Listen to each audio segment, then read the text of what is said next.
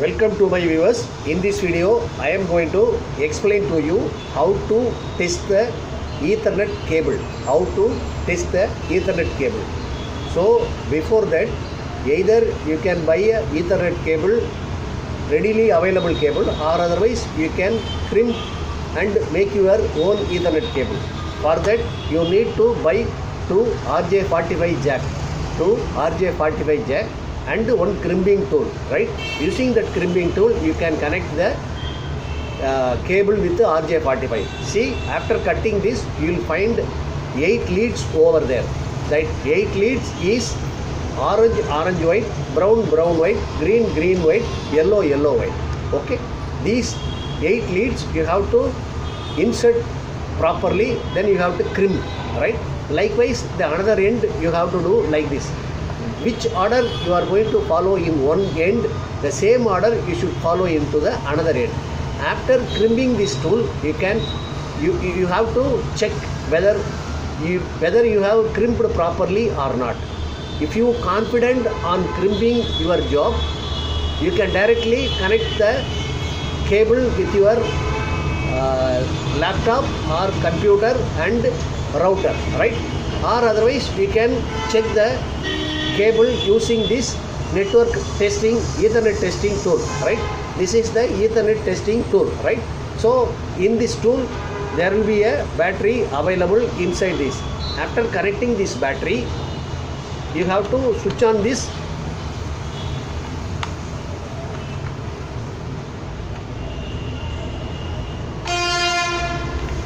See, this is the on-off switch. This is the on-off switch. You have to switch on this cable, switch on this unit, right?